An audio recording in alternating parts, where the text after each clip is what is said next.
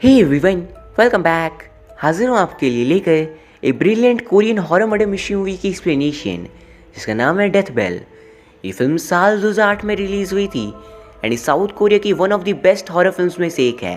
दोस्तों, एक्सप्लेनेशन शुरू करने से पहले मेरी आप सभी से एक हम्बल रिक्वेस्ट है कि अगर आपको ये वीडियो थोड़ी सी पसंद आती है तो प्लीज़ इस वीडियो को लाइक करके कमेंट्स में यस लिख दीजिए। साथ ही चैनल को सब्सक्राइब करके बेल आइकन प्रेस कर लीजिए। Now with no further delay, let's begin. Film की शुरुआत में हम देखते हैं कि लूना नाम की लड़की को डरावने सपने आ रहे थे जिसमें वो भूतों से घिरी हुई थी। लूना गर्ल्स हॉस्टल में रहती थी एंड सपने से जागने के बाद वो स्कूल चली जाती है और आज सभी बच्चों का एग्जाम था। दूसरी तरफ हम ओलिवर नाम के लड़के को देखते हैं एंड वो स्कूल लेट से पहुंचता है तो उसे दीवार कूद कर अंदर आना पड़ता है। हम देख पाते हैं कि लूना के क्लास में कुछ बदमाश बच्चे थे जिनसे लूना की बिल्कुल नहीं बनती थी। फिर अगले सीन में दिखाते हैं एग्ज़ाम की शुरुआत हो जाती है एंड ओलिवर को कुछ भी नहीं आता था। इवन वो चीटिंग करता पकड़ा जाता है और मैडम एस उससे उसका पेपर ले लेती है।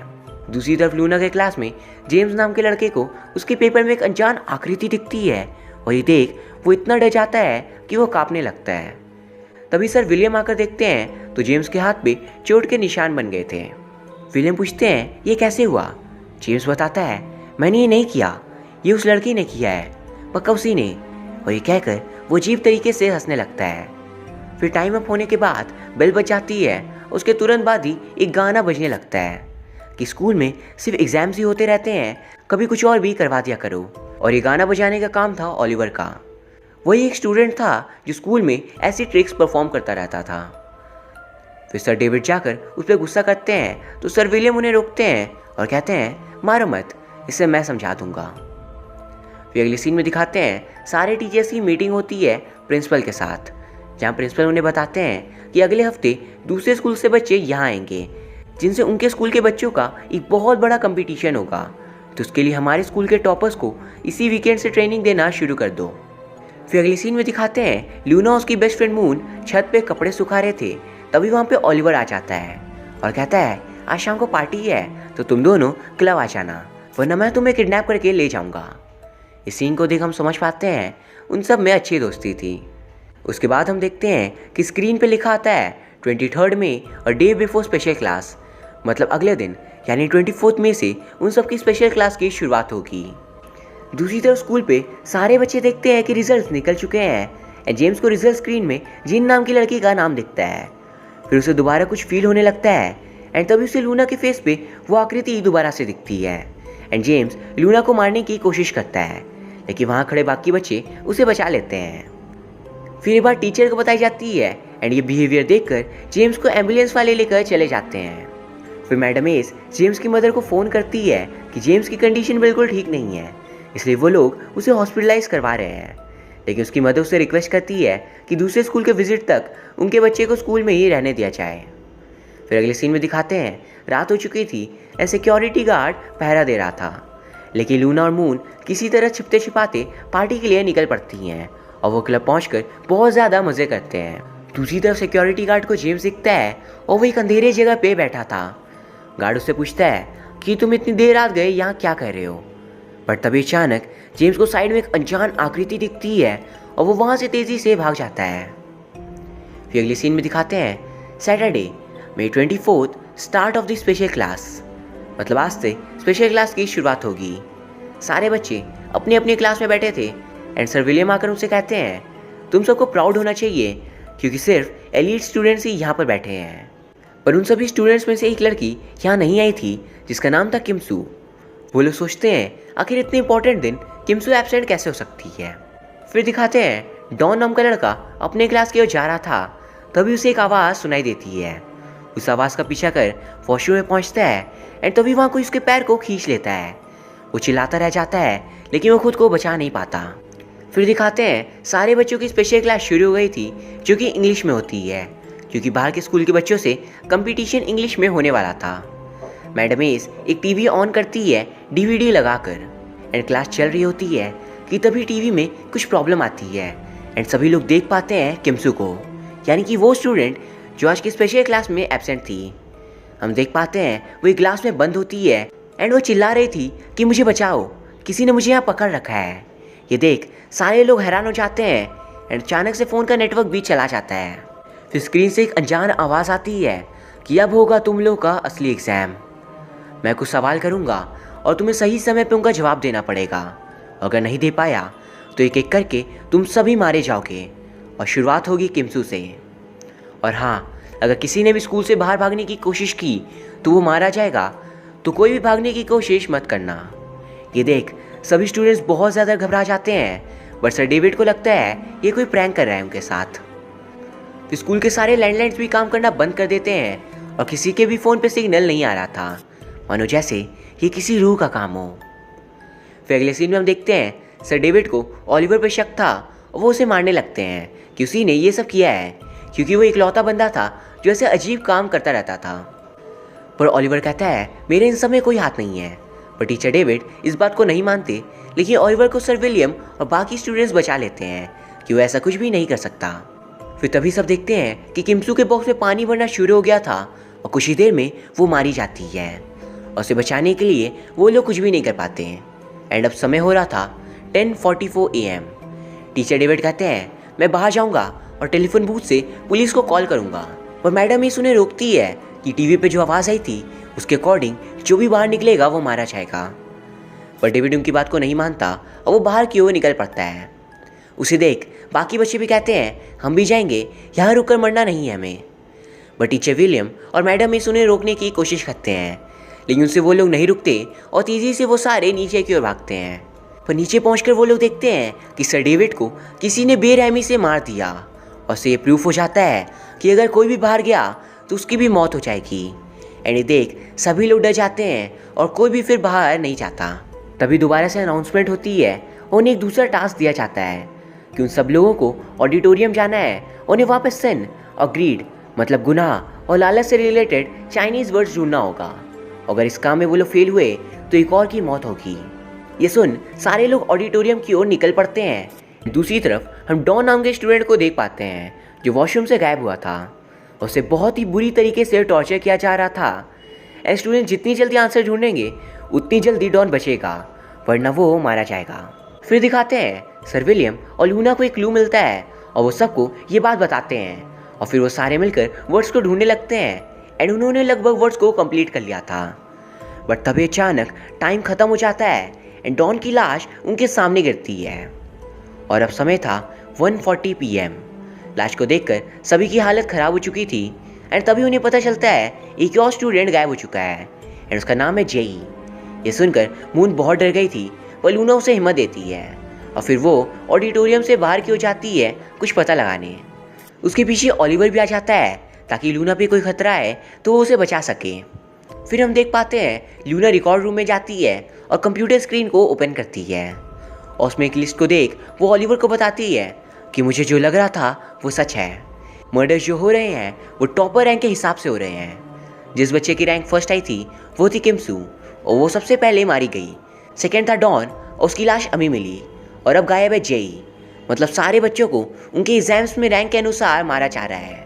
एंड फोर्थ प्लेस पे मून और फिफ्थ पे लूना खुद थी।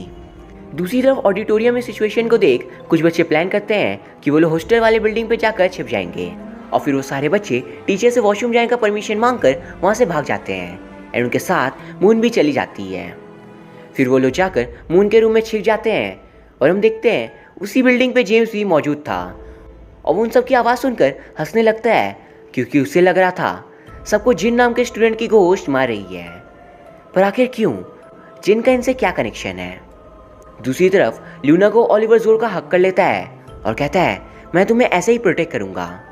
और हम देखते हैं लूना उसे मना नहीं करती, मतलब लूना को भी ओलिवर पसंद था। फिर वो दोनों जाकर ऑडिटोरियम में सबको बताते हैं कि रैंक के हिसाब से स्टूडेंट्स मारे जा रहे हैं। ये सुन सर विलियम कहते हैं हम एक साथ तो हैं पर बहुत ज़्यादा हैं और इसीलिए अगर हम में से कोई गायब हो रहा है तो हम पता भी नहीं कर पा रहे हैं। इसलिए अब से हम लोग 2 टीम्स में डिवाइड हो जाएंगे और सब लोग एक दूसरे का ख्याल रखेंगे। एक टीम में सर विलियम और कुछ बच्चे आ जाते हैं और दूसरी टीम में मैडम एस, लूना, ओलिवर और बाकी सारे बच्चे।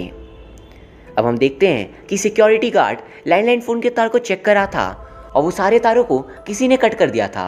ये देख वो भी बहुत हैरान हो जाता है। दूसरी तरफ हम देख पाते हैं ओलिवर लूना का हाथ छोड़ने को तैयार नहीं था, क्योंकि वो उसके साथ कुछ गलत नहीं होने देना चाहता था। पर तभी अचानक मैडम इसके सामने एक गेट खुलता है और वो ये देख बहुत ज़्यादा डर जाती है। उनके हाथ में एक लकड़ी थी और गेट से जैसे ही कोई बाहर आता है एस उसे जोर से मारती है। हम देख पाते हैं वो इंसान और कोई नहीं बल्कि सिक्योरिटी गार्ड होता है। उसे बहुत ज़्यादा चोट आती है। ये देख एस उसे सॉरी कहती है, पर गार्ड कहता है मुझे छोड़ो, बल्कि स्टूडेंट्स को बचाओ। वो उन्हें ये भी बताता है कि फ़ोन के सारे प्लग्स टूटे हुए हैं एंड यहाँ कुछ तो बहुत बड़ा हो रहा है। फिर दिखाते हैं शाम हो चुकी थी एंड जो बच्चे मून के साथ हॉस्टल में थे वो वहीं बैठे होते हैं। और अचानक से कोई दरवाजे को जोर से पीटने लगता है और दरवाजे के बीचों बीच एक होल बना देता है। एक बच्चा हिम्मत कर गेट की तरफ जाता है देखने की सामने कौन है, पर तभी अचानक कोई अनजान आकृति उसके सिर को उस होल से बाहर खींच लेती है।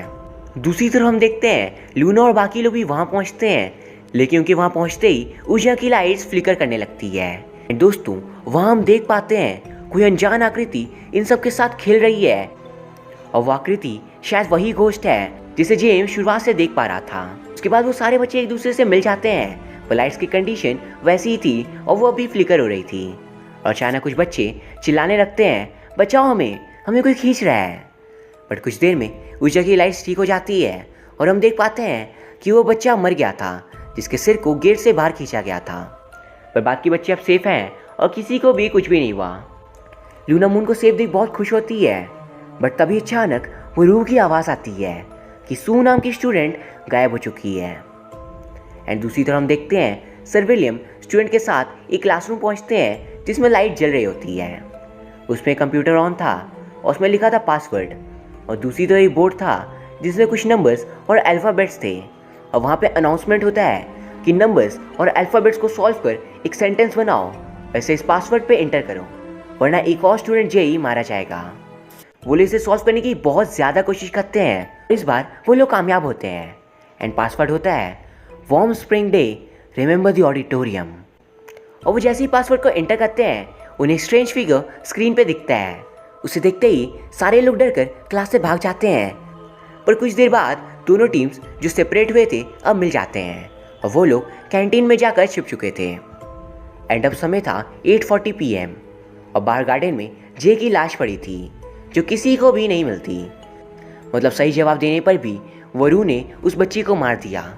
फिर कैंटीन में खाते वक्त एक बच्चा उस पासवर्ड का जिक्र करता है लूना और ओलिवर के सामने, और तभी लूना को कुछ याद आता है और वो कहती है स्प्रिंग के दिन ही जिनकी मौत हुई थी। और यहाँ स्प्रिंग से उसका मतलब था उस पासवर्ड से जो उन्होंने कुछ देर पहले एंटर किया।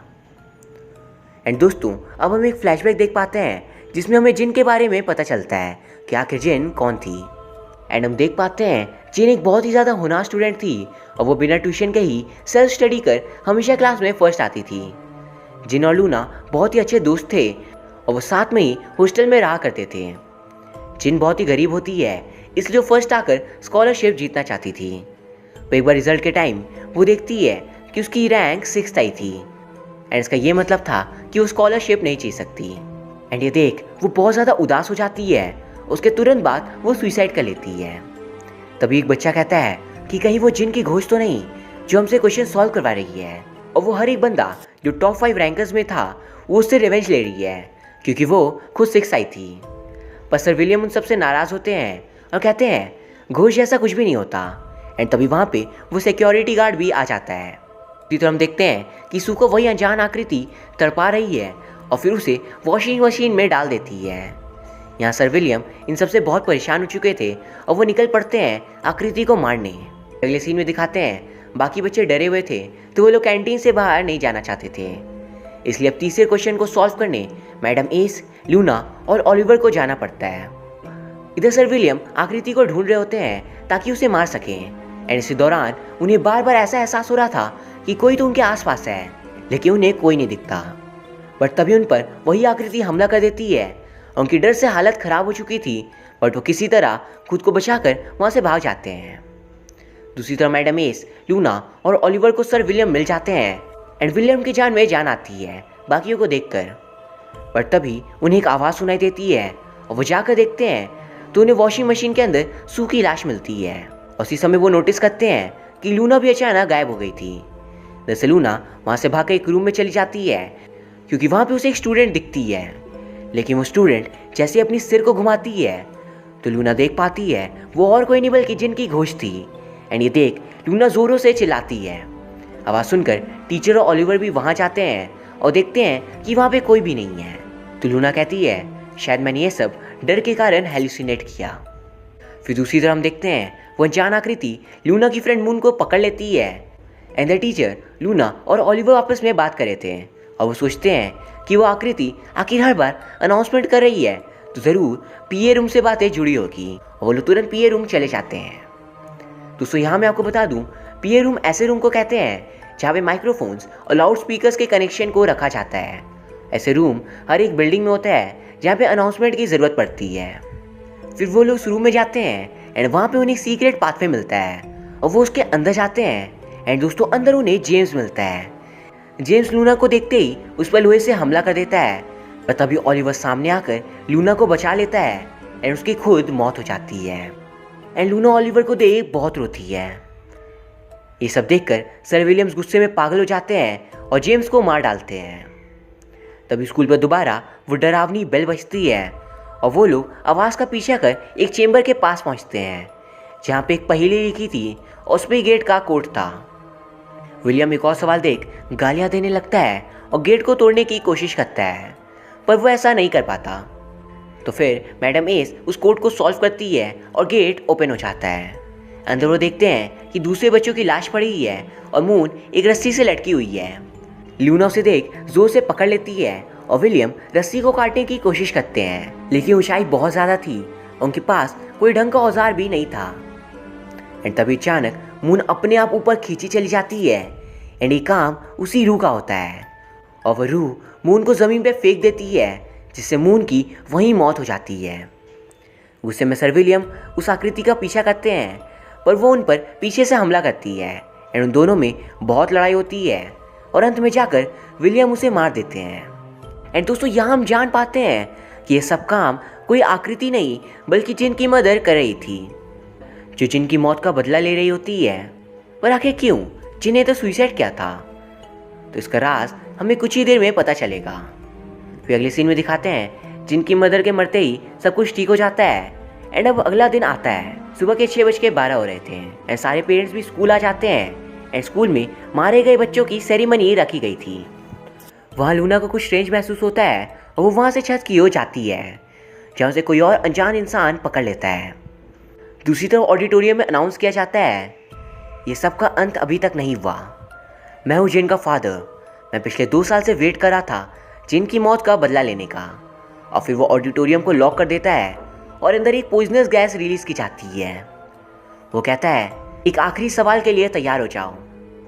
एंड वो पूछता है 2 साल पहले स्प्रिंग का समय था किसी ने मेरी डॉटर जिन का मर्डर किया और वो मर्डर तुम लोग में से ही कोई है और अगर वो सामने आ जाता है तो सब बच जाओगे वरना तुम सारे ही मारे जाओगे। तो अब ये तुम पर है कि क्या करना है।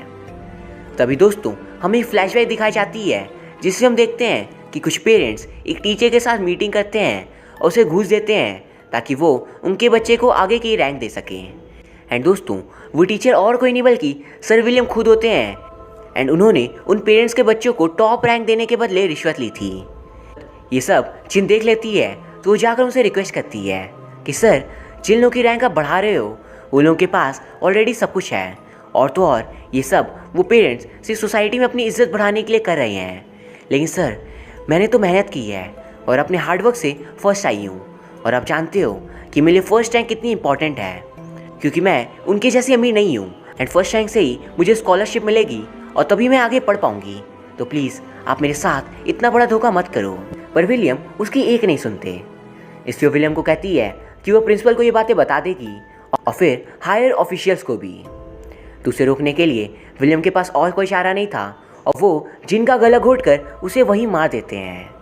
एंड ये सब कुछ जेम्स नाम का स्टूडेंट देख लेता है। एंड दोस्तों यहाँ हम देख पाते हैं कि कैसे पैसों के बदले मांस की ट्रेड होती है और इस ट्रेड में बेचारे मासूम लोग फंस जाते हैं। जिसने मेहनत से पढ़ाई की थी पर उसे उसका नाम छीन लिया गया। इवन उसके मर्डर को सुसाइड बना दिया गया ताकि खुद को बचाया जा सके। पर यहाँ सोचने वाली बात यह थी कि आखिर जिनके फादर कौन है जिन्होंने इतना सब कुछ बारीकी से अंजाम दिया। 9 में प्रेजेंट का सीन दिखाया जाता है। टीचर विलियम एक्स निकाल लेते हैं और उन सब पेरेंट्स को कहने लगते हैं, इन सब में तुम्हारी गलती है, तुम लोगों की वजह से मैंने ये सब किया।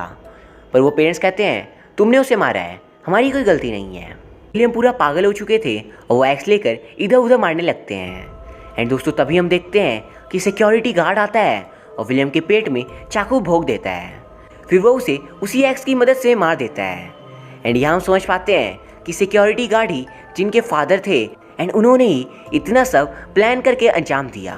फिर अगले सीन में मैडम मिर्च जाकर लूना को बचा लेती है और उसके बाद दिखाते हैं एक और फ्लैशबैक जिसमें जिन अपने मदर और फादर के साथ बहुत खुश रहती थी।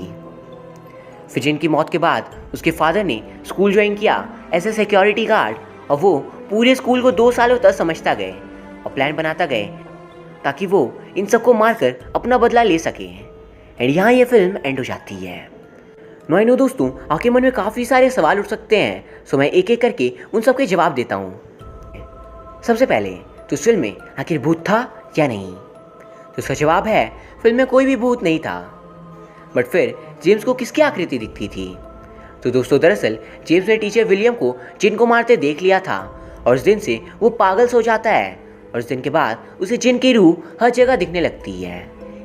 एक तरीके से वो जिन की गोश्त को हेलुसिनेट करने लगा था ना। पूरे स्कूल में जो आकृति घूम रही थी वो और कोई नहीं बल्कि जिन की मदर होती है और इन सब में उसकी हेल्प उसके हस्बैंड कर रहे थे।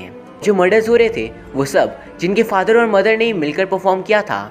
इवन उन सभी विचित्र टास्क को भी उन्होंने ही सेटअप किया होता है।